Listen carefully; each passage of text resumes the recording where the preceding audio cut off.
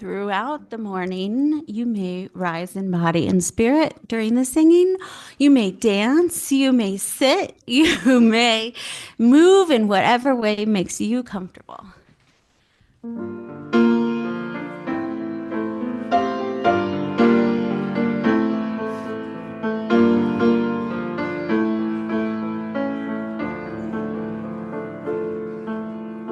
Return again, return again, return to the home of your soul. Return again, return again, return to the home of your soul. Return to who you are, return to what you are, return to where you are, born and reborn again. Return again, return again, return to the home of your soul. Return again.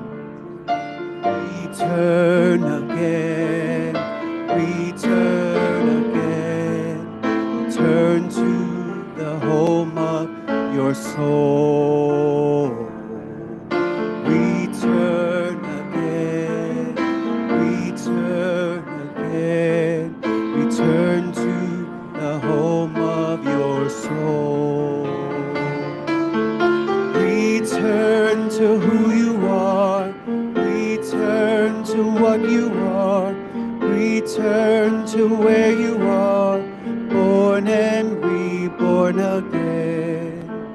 Return again, return again, return to the home of your soul.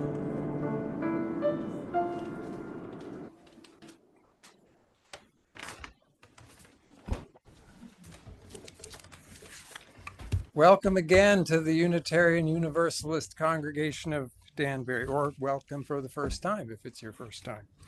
And welcome to our family ministry service. My name is Todd Zagorek. My pronouns are he and him. I'm your service coordinator this morning. Please turn off your phone if you haven't remembered to do that so far. As usual, we acknowledge that we're on the traditional land of the Pukwudwet people. And we will begin this morning. We'll kick it off with a very special announcement from our board president, Margaret Henderson, who will imminently approach the microphone.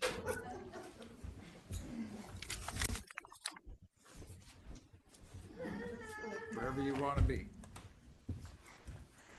Good morning. I apologize for wearing a mask. I'll try to speak clearly. I am traveling in a couple of days to someone who's immunocompromised. 3 announcements quickly. After this service today, there is a town hall meeting right here. We'll explain what the board is encouraging the congregation to do to stop Israel's apartheid policies in Gaza, and about how joining Connecticut for All will help people in Connecticut. Also, if there's anyone here who is planning to help with the tabling at Bethel Pride Day on May 31st, we will not be doing a table, but we will be marching in the parade. So you're all welcome to join us in Bethel at noon on May 31st.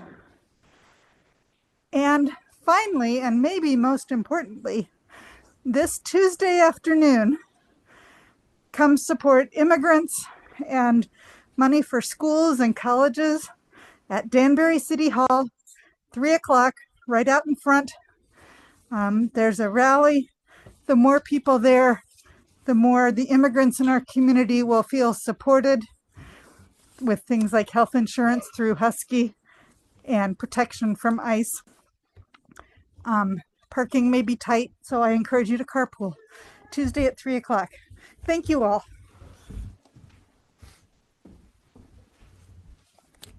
There are other important announcements in your order of service, and one that didn't make it into the order of service. Next Saturday, the 24th at 4 o'clock, right here, we'll have a guest, Faisal Saleh of the Palestine Museum in Woodbridge, who will be showing a film, The Road to Apartheid, and that will be relevant to the apartheid pledge that we'll be voting on. Yes. Downstairs. Okay, it'll be downstairs. Let's see. I think that's it for the announcements this morning. I'm sorry. I'm sorry. Okay. So whether you woke up this morning on top of the world or underneath it with its entire weight on your shoulders, it's good that you're here, and it's good to be together. Let's say hello and wave to the folks who are joining us online, and say hi to our friends here.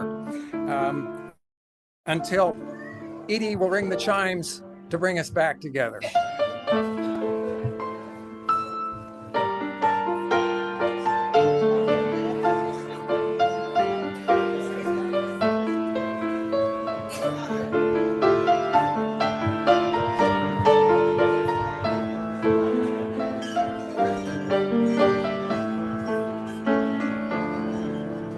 Let's sing together.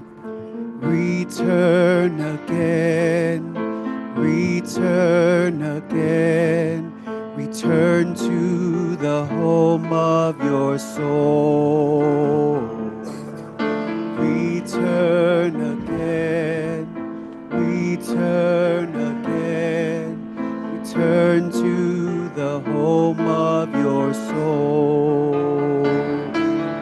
Return to who you are, return to what you are, return to where you are, born and reborn again.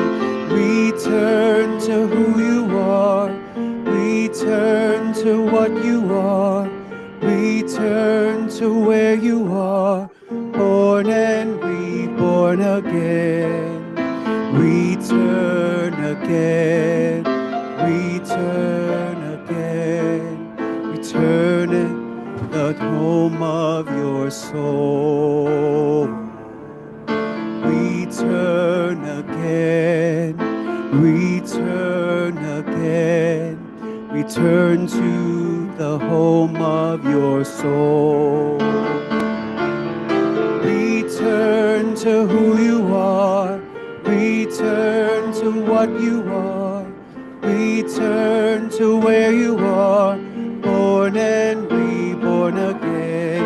Return to who you are, return to what you are, return to where you are, born and reborn again.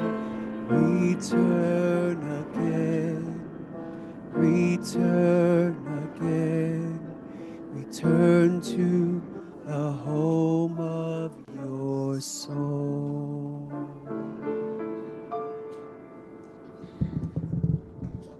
Normally in our services, we say a children's affirmation. But because today we are celebrating our ministries for kids and their families, this morning we'll say to one another a greeting that the kids in our Spirit Play program taught many of you in a service last spring, and that they say every Sunday in their program when they go downstairs. It's a peace greeting adapted from words by Mahatma Gandhi. The words are on the screen, and please follow along with the motions. I offer you peace. I offer you friendship. I offer you love. I see your beauty. I hear your needs. I feel your feelings. My wisdom comes from within and without. I honor that source in you. Let us work together.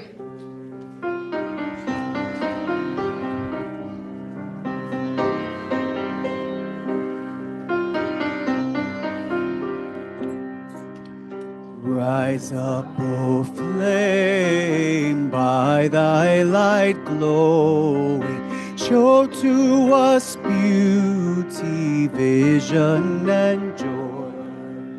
Rise up, O flame, by thy light glowing. Show to us beauty, vision, and joy.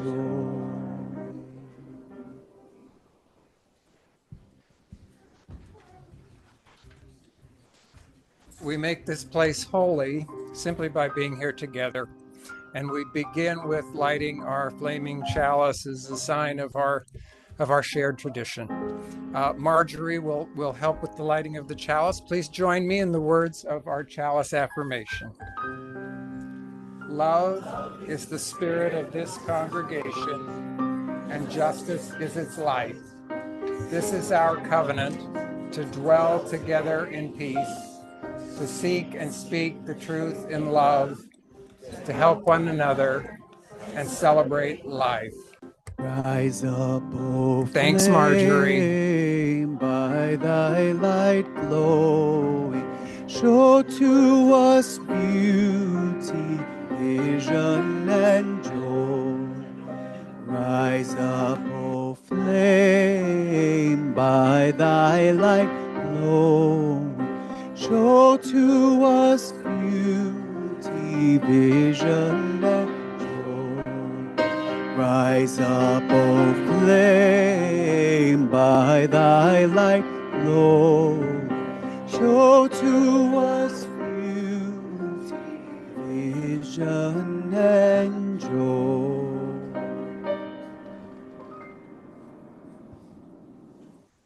Okay.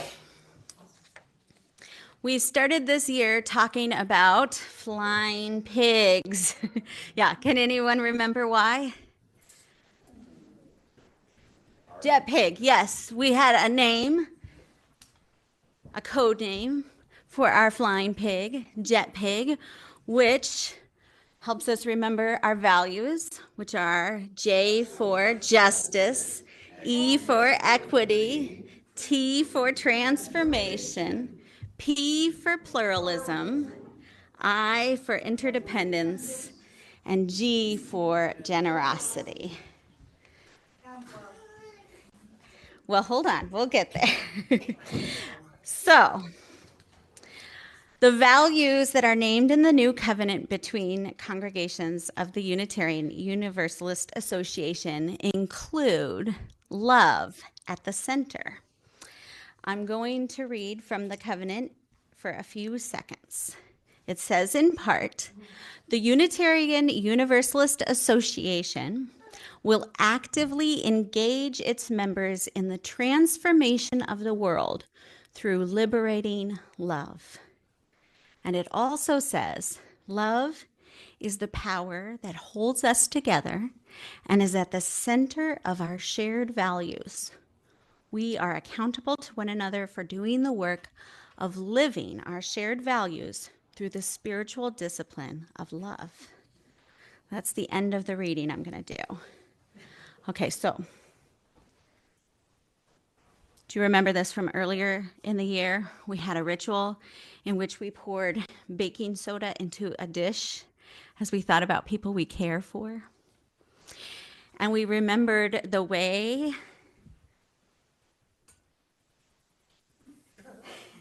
that love, when you add it in, can flow anywhere.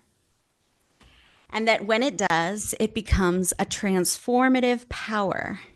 It is so powerful that sometimes it can even make the impossible possible.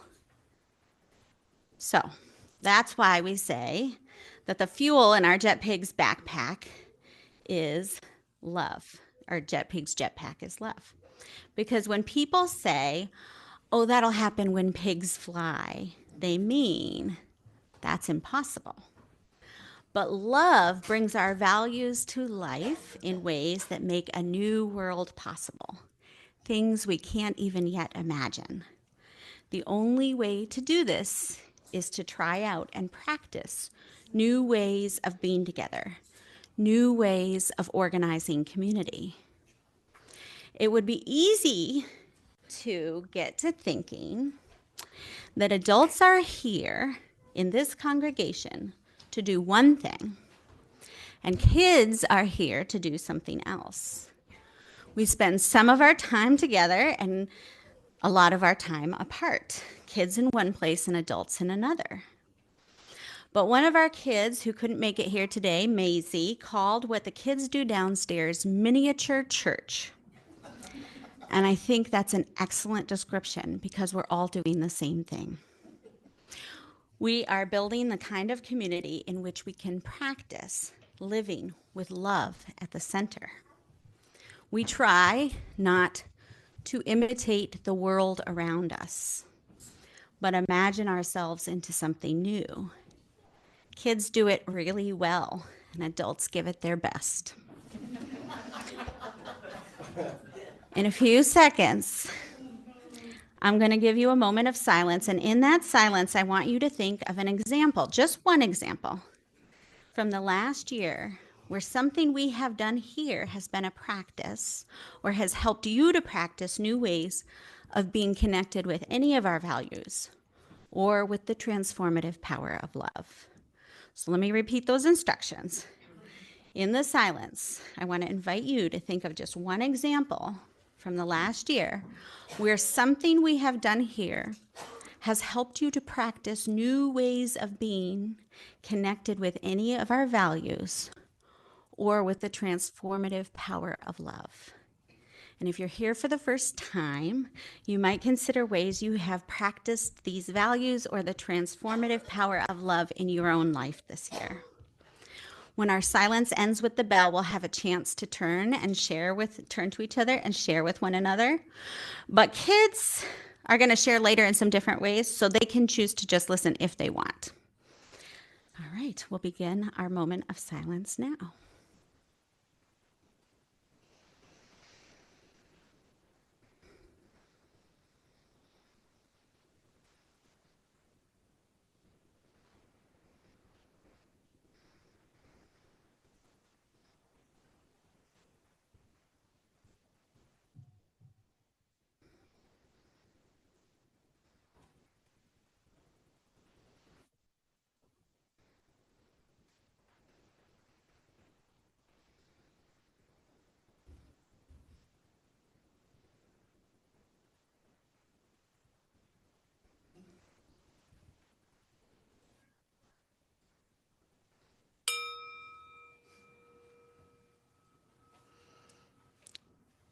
I invite you to turn to some neighbors and share a little bit about your own example.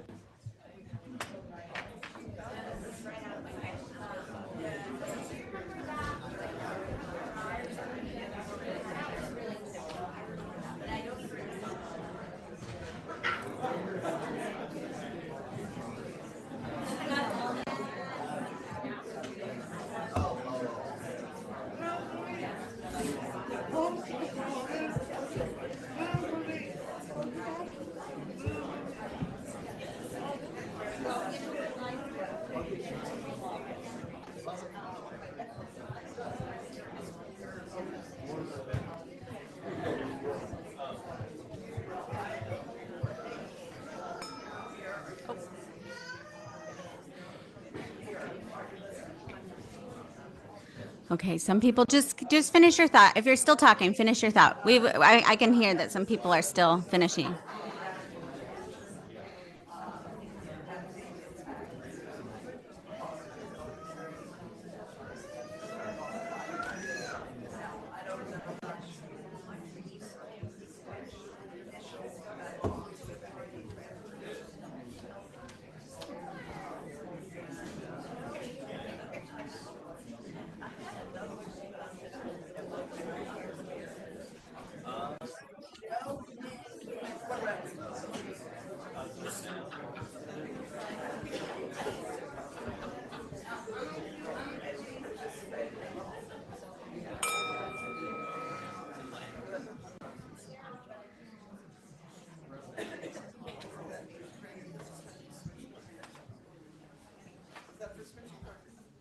Oh, did you only do one partner? Well, We can continue the conversation after the service during coffee hour. In our kids community, we had some volunteers who provided the opportunity and facilitation for our kids to practice our values in community this year. So we'll take a moment to thank them. I know not everybody could make it today. Many of our families couldn't make it today, as well as our volunteers. But I'm going to say everybody's name anyway. And I'm going to invite people to come forward as their names are called so that I can give them one of my tradition is to give our volunteers a book from this In Spirit meditation series. So one of those. And then please stay up front while everyone is thanked. And then you can be seated again. So our family ministry team members who organize all our ministry for our children, teens, and their families are Heather Smith, Ann Craig, and Gina Cassetta. Gina, come on up. Yes, thank you. Margie, do you want to help pass out the gifts to our volunteers? There you go. All right. And you're going to hear those names I just said again because each of those volunteers has also worked on the team serving each group of children.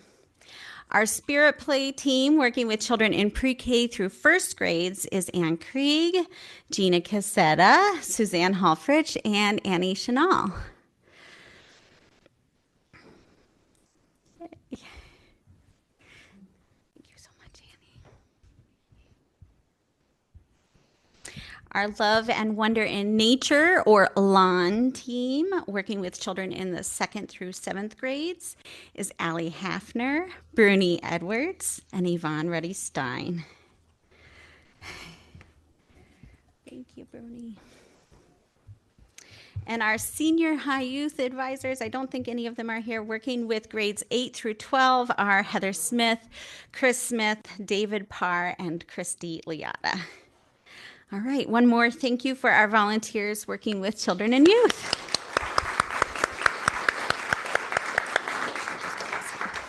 And let's sing together.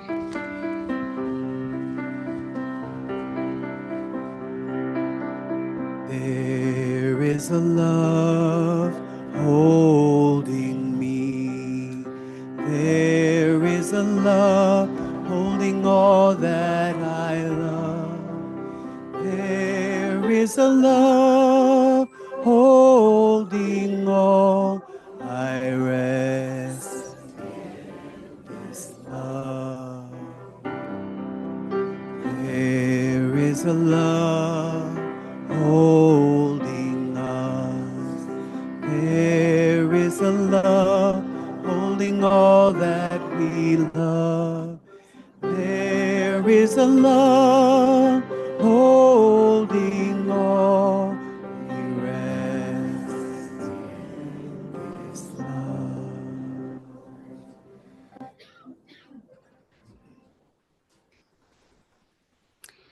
Please join me now in the moment of stillness and quiet to follow as we turn our hearts toward the love that flows in us and through us and around us, and that is meant for all of us. This time of meditation will end with the ringing of the bell.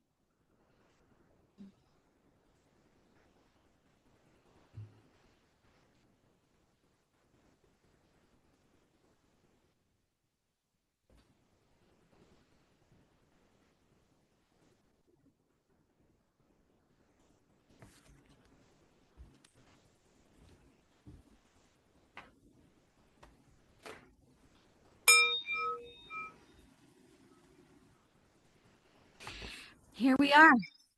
Here we are together, present with the joys and sorrows in our lives and present with love.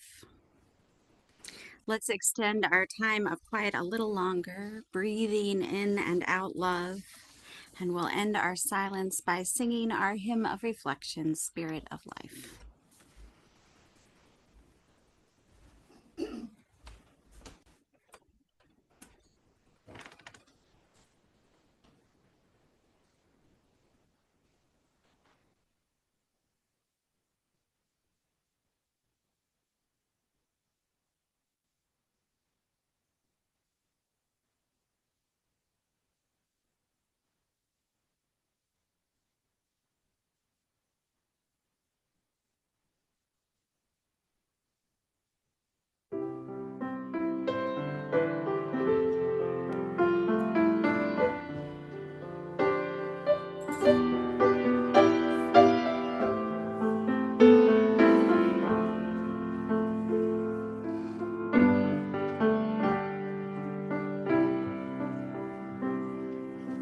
Spirit of life, come unto me.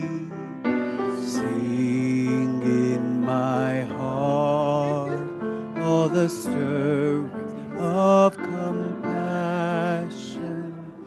Blow in the wind, rise in the sea, move in the air, giving life the shape of justice. Roots hold me close, wings set me free. Spirit of life, come to me, come to me.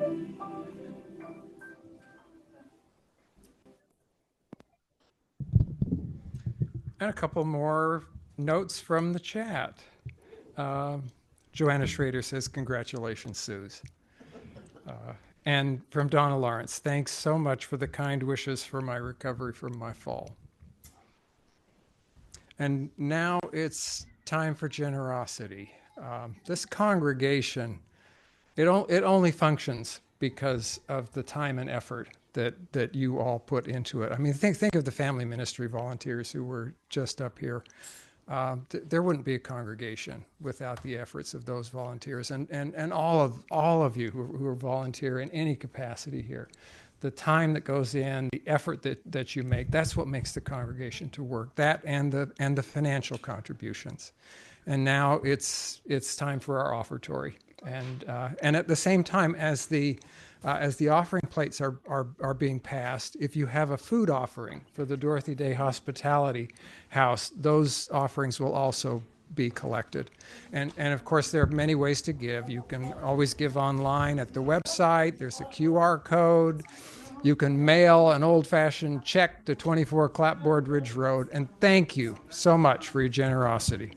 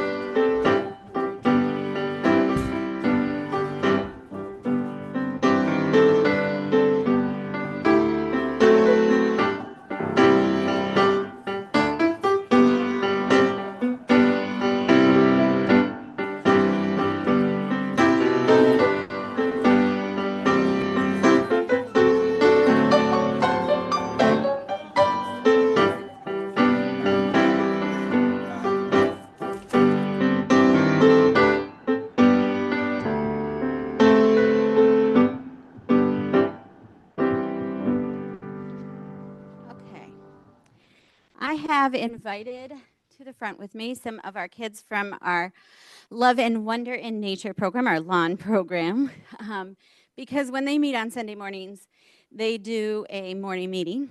And during the morning meeting, we share our joys and sorrows, just like we've done today. And there's another thing that we do every single week. Marjorie, can you guess what it is? Can you remember? Liberty, do you remember? What do I always say is very important to remember each other's names. We always repeat our names every Sunday. We make the assumption that we need to continue repeating that because we don't see each other very often. And it's really important that we get to be known and to know others in community. So I'm Sierra Marie, and that's the name I'm going to go by today. How about you? Marjorie. Liberty. So Marjorie and Liberty. And would you mind, I want to ask for your permission before we do this. Also during our morning meetings, sometimes we have a discussion. Would you mind joining me in discussion? Sure. Okay. All right. You know what? I forgot my prop. My prop was in the lobby. There's a brochure for our children's programs, and on that brochure it says, "Oh, that's okay. That's all right. It's okay." It's just one line from that. On that brochure, it says, "Creating communities of belonging for all children." That was my goal for this year: communities of belonging for all children. I wonder what you think it means to belong.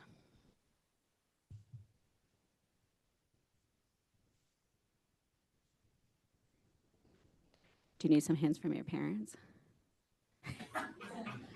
In our lawn program, of course, there's no hints from parents needed because it's just us, but I'm putting these kids on the spot. So are there adults who have ideas about what it means to belong? Show up. To show up. To feel included. To feel welcome, to feel included. Feel safe, feel free from judgment. What was the other one? To be consistent. To be your authentic self. Do you have more ideas, either of you? What was that? Just be. Just be. Just be. I wonder, I do think you probably have some ideas about this one. This one is not so, it's not so hard. I wonder what it feels like to belong.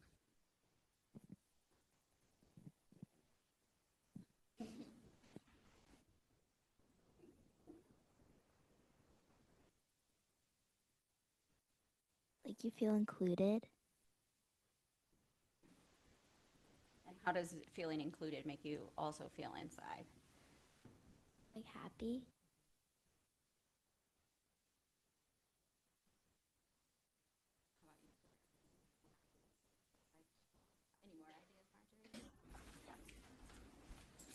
Anybody else out there have ideas for what it feels like to belong? Comfort. Comfort. Mm-hmm. Warm and fuzzy. Peace. Powerful. Mm-hmm. Validating. Acceptance. Not alone. Not alone. Self-worth. Self-worth. Oh, okay, now this one may be hard, but it might not. But Liberty, I bet you could help me with this one. Okay.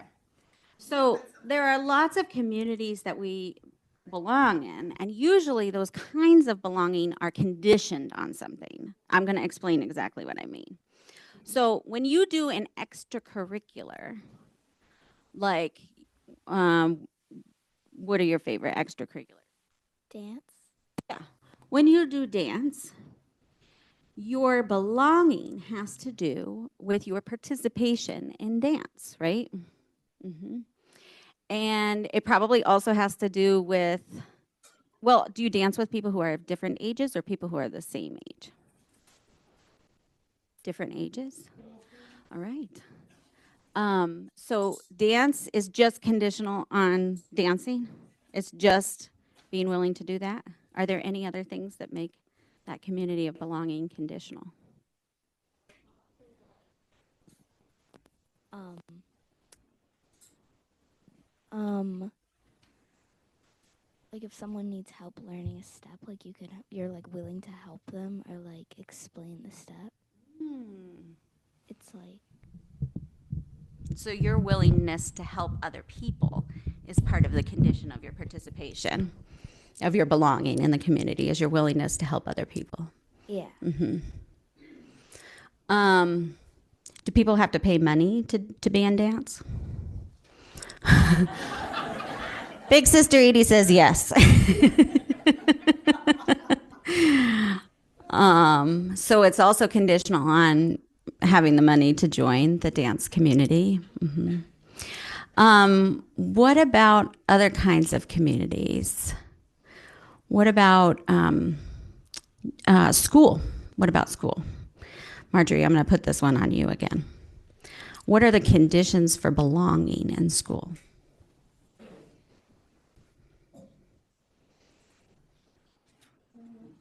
Oh, Edie, come up here and help, please. You can grab a chair.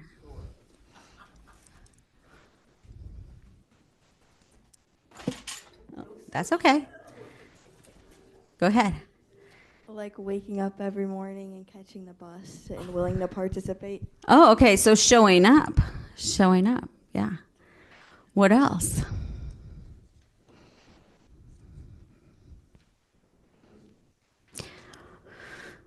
Generally speaking, people in schools, are they usually the same age or different ages? Depends on like what grade you're in. What grade you're in? That, yeah. The older you get, the more you have classes with more people of more ages, right? Yeah. But in general, you're with the same group of people who are about the same age. Not exactly the same age, but about the same age, right? Yeah. Okay. So age might be a condition of belonging. Any others? Okay, so how does belonging at church differ from extracurriculars and school?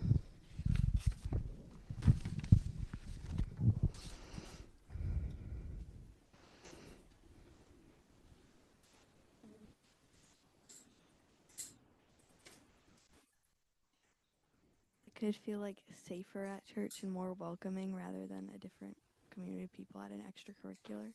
Ah, so like more like you can be yourself. Is that what you're thinking? Yeah, yeah. Like anyone can belong instead of people that have to do something.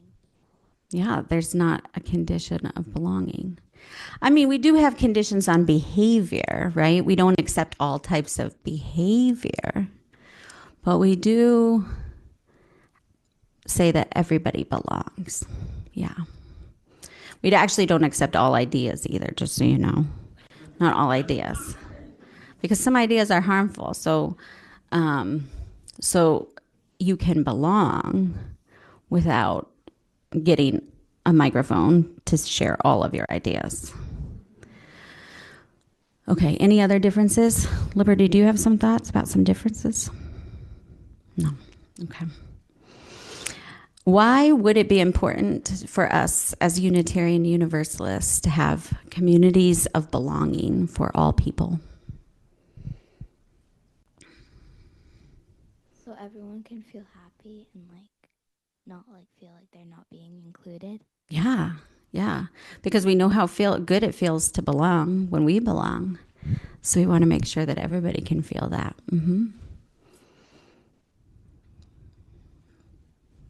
More ideas? Adults, more ideas?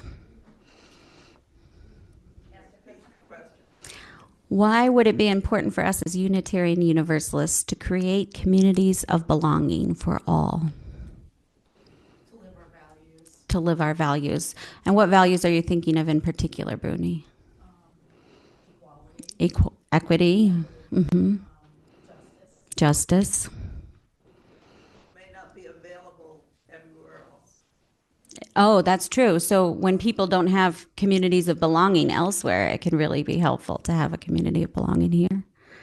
Hmm. To give everyone a voice. Hmm. But not for all ideas.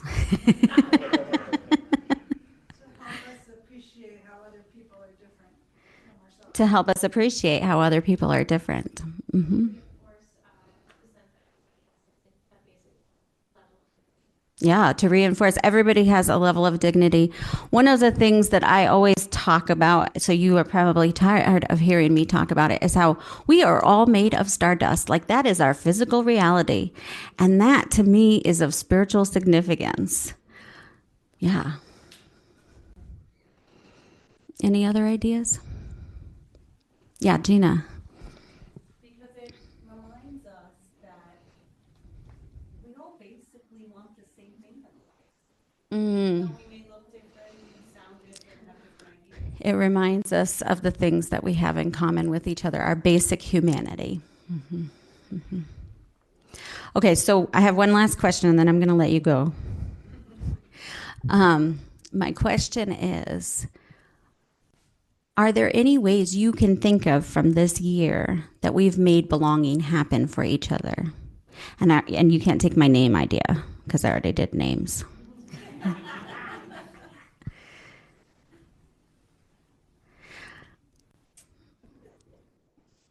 Thinking about it. I really put you on the spot with this one because you are not in the most frequent attenders club. So I'm sorry. But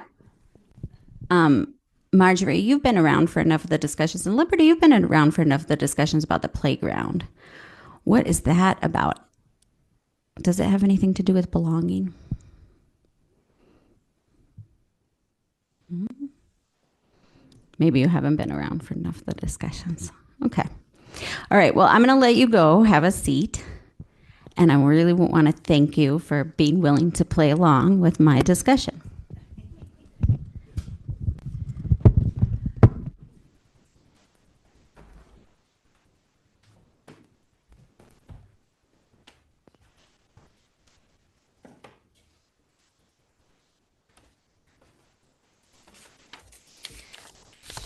All right. I want to share a conversion story with you, one of my own conversion stories.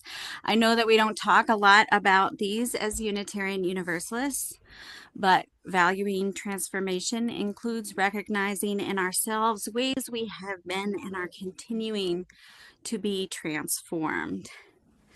And every now and then in practice, that means that sometimes we are converted from ways we used to understand things to new understandings. From the covenant of our Association of Congregations, quote, "We adapt to the changing world and we covenant to collectively transform and grow spiritually and ethically. Openness to change is fundamental to our Unitarian and Universalist heritages, never complete and never perfect," end quote. So apologies to our program volunteers because they have heard this. I'm going to actually try not to read it. I'm going to try to speak it. They have heard this conversion story before. My conversions began very early in my career of ministering to children and families. I came into this work thinking about my work largely based on my own experiences growing up as a Unitarian Universalist. I had memories of, my favorite memory was that my childhood religious educator played a guitar during the children's chapel services that she ran, and she sang with us. And I just have these wonderful memories of sitting with her and like listening to her play guitar and singing along with her. And it was a spiritual experience for me as a kid, but I also, we did a lot of curriculum. We did a lot of school-like activities in the program in which I grew up. So when I started this work, that was kind of my conceptualization, that like we had some information we wanted to pass on to our children. We wanted to make sure that we thought about it so that we made a plan so they would get a certain type of information before they graduated or did whatever they were going to do next in life, because we were pretty sure they weren't going to stick around with us, because at the time, many children who were growing up as Unitarian Universalists didn't become Unitarian Universalist adults. Melody, I was so glad to hear about your daughter going to this Unitarian Universalist church. So one of the programs we ran in the congregation that I first served was Spirit Play, which is a program that we run here. It's inspired by the Montessori method, and I was fortunate to be working with a professional trained Montessori teacher as a part of that program. Every week we introduce the children to a variety of religious and ethical stories, to church objects and symbols, and to spiritual practices. And then after the introduction, the kids, Gina, you know what the kids do. Annie, you know what the kids do. What do? They work. They work. They have work time. They get to choose independently what they spend time on. And my teacher at the time was a 3-year-old named Zoe. Okay, Zoe had a hard time separating from her dad every week when she came to Spirit Play. He wanted to stay in service. She had to go down to Spirit Play. She had a hard time with it. She cried sometimes. She seemed withdrawn from the group. Every week, she chose the same work. When it was time to make her choice, she got out the sand tray, the meditation tray, off the shelf, and she ran her fingers or a small rake through the sand. And she did this for the entire session. And I started to wonder if this was a sign of distress from not being with her dad. And I worried that she didn't yet seem to be so engaged with the other children, and that she was so limited in her interest with what was available to her in the Spirit Playroom. And the other children were varying what they were doing from week to week, going from thing to thing, but not Zoe. So a couple of months into this, I consulted with the Montessori teacher, the trained Montessori teacher, and told her, I'm really concerned about this. And she said, you know what? You have to trust the children. This is part of the methodology. You have to trust the children. But of course, this went on for another couple of months. And then I thought, oh, I really feel like I need to be doing something else. Like maybe we should be introducing her one-on-one to some more of the work that's available. Maybe we should try to engage her with some of the other kids. Let's figure out what it is she needs. Maybe she just needs to get more comfortable in some kind of way. But I knew that Heather, this Montessori teacher, was going to say, trust the children. So I decided to go and sit down with her. And I sat down with her and I watched her working for a little while. And then I said, Zoe, I wonder what it feels like to do this work. And she said, it feels like doing yoga. She did yoga with her dad. And I realized she has a spiritual practice, and she's coming here every Sunday and doing her spiritual practice. And if I had been trying to introduce her to something else, I would have been interrupting her spiritual practice. And I became converted in that moment to trusting the children. And I've been doing that since. But of course, I've been fitting that into some things that we want to, what's called banking. We want to give them a certain banking education. We want to give them certain knowledge. We want to make sure that they know certain things, which is really never been possible. In fact, because when we're lucky, we have maybe 34 hours with a kid in a year, and you need repetition to learn. And as Unitarian Universalists, we have to cover everything. We want to cover all the world traditions, and we want to cover all the ethical issues, and we want to cover sexuality. We cover it all. You can't learn without repetition. And then on top of that, we're a voluntary community. So some of our kids we don't see very often, right? So it never was really possible to give them this knowledge. And my panic about that has gone down like my sense of urgency or responsibility for that has gone down over the years, because many of the adults that I worked with when they were younger many of the kids that I worked with when they were younger are now adults who are coming into our congregation, some of whom have gotten into the ministry. And so I know that we don't have to fit it all into 18 years. So I've kind of relaxed a little bit about that. Like, it's all right. We keep spiraling. We go back to the same things again and again throughout the course of our development and look at it in different ways. But the other thing is that over the years of trying to do so much with our kids, what I started to notice was that a kid would tell us something really important that was happening in their lives, and we would talk about it for a minute and acknowledge it. But then we had to get on with the day's plan. And so we would move from what they had just said into what we were going to do, what the plan was.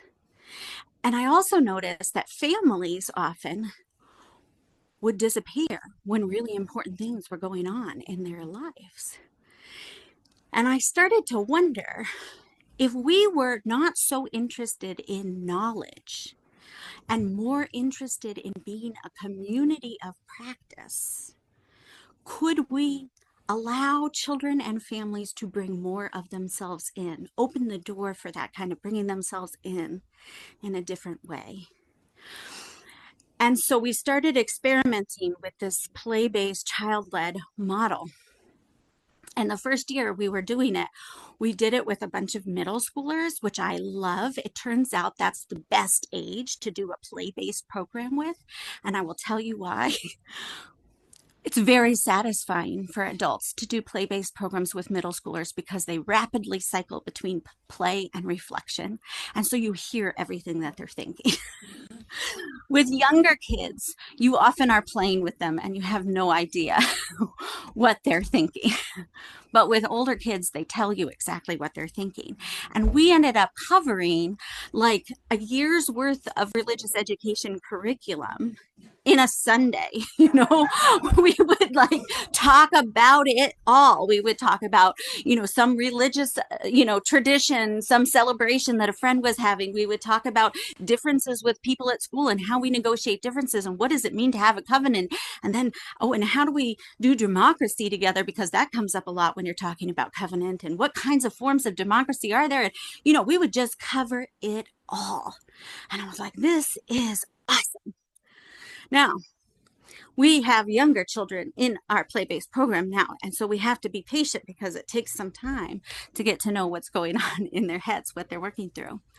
But one thing that I can say is that in my 23 years of doing this work, I feel like it's the best ministry that I've ever done with children. And the reason that I feel that way is because I really get to know the children. The volunteers really get to know the children. And when they have something going on in their lives, we are pausing for it. We are able to be present for each other. And that's what ministry is being present for each other. And so my conversion, my trusting of the children has continued. And I hope that you will continue to join me in that endeavor. So may it be.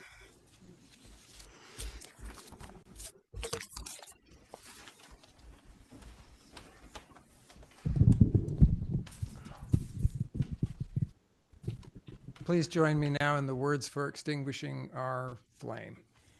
We extinguish this flame, but not the light of truth. These we carry in our hearts and out into the world until we are together again.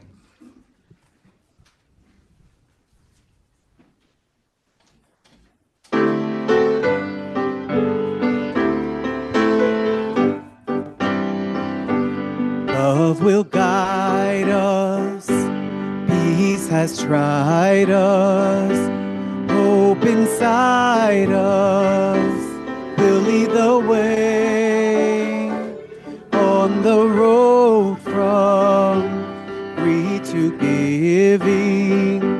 Love will guide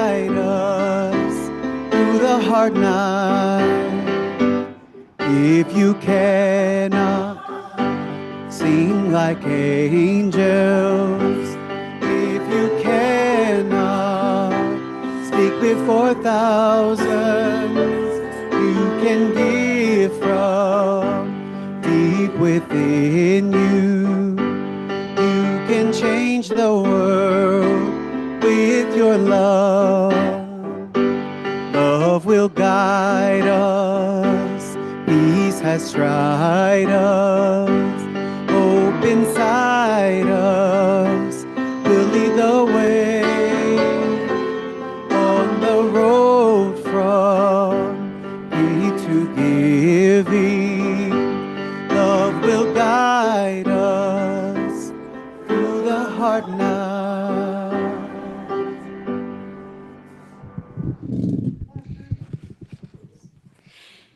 In the words of Don Shea Cooley, here may you know that you are lovable and that indeed you are loved. And may you carry that love out into the world as a blessing. So may it be.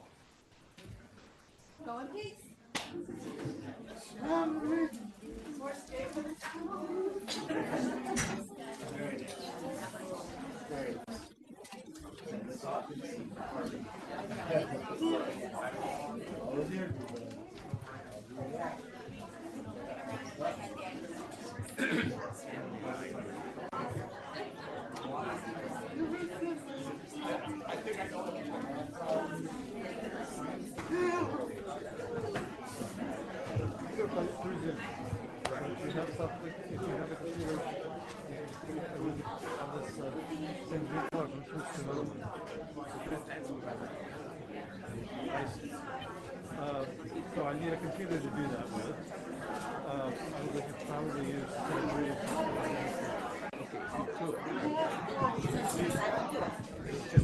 Just a minute. Right. So, I'll have some. Well, when are you doing it? More play-based. But you don't know when. Yeah, child-led. Okay. I would work. Your wife knows more than I do. You know, she did not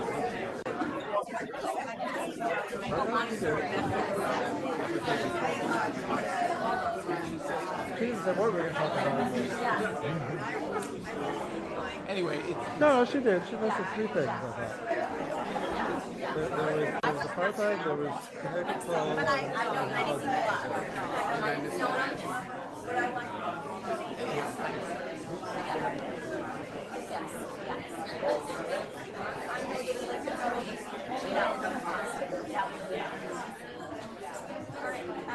You send me a little, just remind me, because we make sure that we send invoice and want to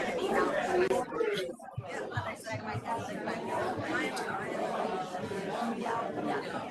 Yeah, I did know that. That would be great.